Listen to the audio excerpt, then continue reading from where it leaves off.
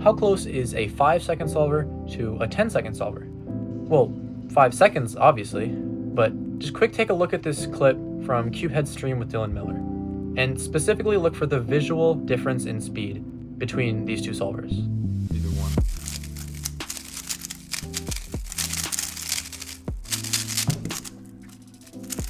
Bang. What was that? 502. Dylan probably looked a lot faster than Cubehead in this clip, even though the difference was only 5 seconds. But this actually makes quite a bit of sense if you think about it, because all a cube solve is your move count divided by your turn speed.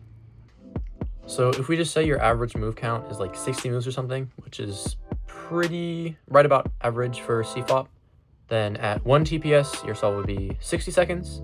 At 2 TPS, it would be 30 seconds. 3 TPS would be 20 seconds.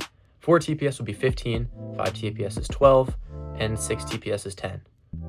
And so looking at this, you can see every time when your TPS goes up by like the same amount, it's just 1 TPS every time, you save less and less time each time. Like it goes from like 30 seconds, like half the solve, into losing 10 seconds and then 5 seconds and then 2 seconds. So if you count TPS as your skill metric, assuming you have efficient solutions, then skill differences and I guess also improvement shouldn't really be measured in seconds saved, but more in what percent of the solve that is. And that also means that Dylan Miller is pretty close to 2 times Cubehead's skill in this one solve at least.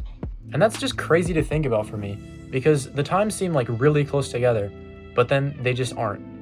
And you might have heard about something similar to this for a different skill, where you slow down your improvement as you continue on in the skill, and there's less new things to learn, and you kind of have to master the stuff that you already know.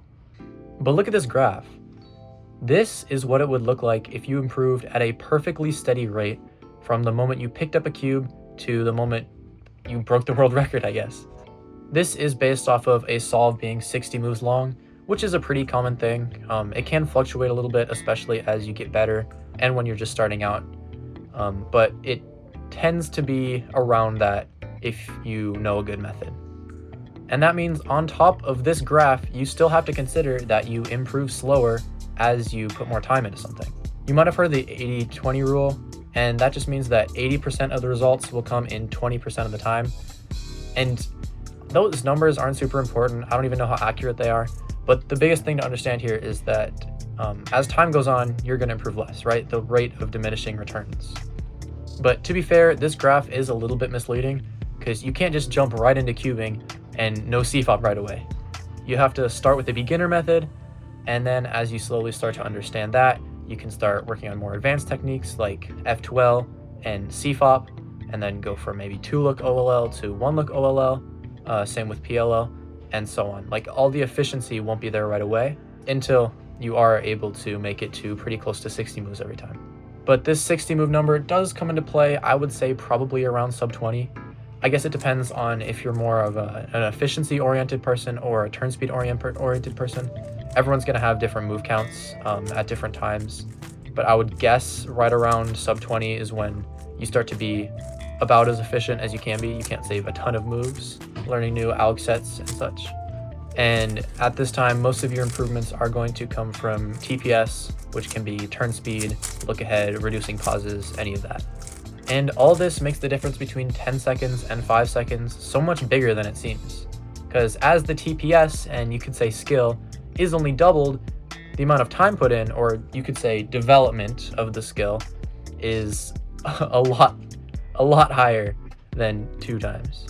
There are currently 7,522 people who have gotten an official sub 10 average. And obviously this doesn't cover everyone, as some may have underperformed, some may have overperformed, but those tend to balance out pretty well. And most people that are sub 10 will probably have gone to a competition at some point. And this equates to the top 2.8% of solvers. So we can say the top 2.8 can solve in 10 seconds or less. And what about sub 5? 13. There are 13 people who have ever gotten an official sub 5 average. And that is in the top 0.005% of all cubers, at least that have competed. Using this, we can say the top 13 solvers are 560 times better than a sub 10 solver in terms of time put in and the position against the rest of the world. Still, this is assuming that the amount of talent improvement speed, and skill ceiling is the same for every single person, which definitely isn't true. But still, it's really hard to grasp just how good the top of any skill really is, because those are just super rare. And with so many people coming to cubing, you can imagine some crazy combinations of improvement speed and how much time you have to put into it that can come up from all that. And this skill curve is the same reason why it's so easy to feel like you're plateauing as you get a lot faster. Once you're so far into cubing, it's hard to see any improvement in days, weeks, or even months. And another thing is, people tend to only look at the seconds place when they're looking at their times, which makes sense because it's the easiest to digest and to say. Like, who's gonna go around saying they average 10.8, right? But when you average 10 seconds, going down to 9 seconds is 10% of your solve, which is the same as going from 50 to 45. So pretty much what this means is as you get better and more likely to plateau and slower to improve, your timing device also becomes less and less accurate depending on how you use it. Plateaus tend to be mental, a perception of non-improvement rather than a reality. And the slower you improve, the harder it is to see that you're improving, so it does make sense why so many plateaus happen so far into your cubing journey, especially considering the TPS graph we showed towards the start of the video. So if you are in a plateau, you kind of just have to trust that you're getting better, even if it is hard to tell, because that can be pretty discouraging and it takes a lot to work through it enough that you do see improvement realistically. And the worst thing you can do for your times is to not practice. If you really want to get better, push yourself as hard as you can without quitting, whether that's just doing solves or doing 4 hours of deliberate practice. People will tell you all the crazy things that you have to do to get faster and to be the best. But the best thing you can do, even for your times, is just make your routine doable and enjoyable.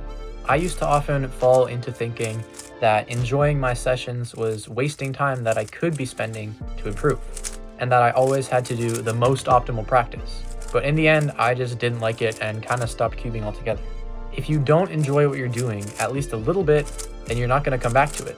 Worse practice is always better than no practice. Don't worry so much about making your practice perfect until you can handle it, or you absolutely need it to improve because you average like 7 or something. But just remember that you always can and are getting better if you're practicing, no matter how hard it is to see it.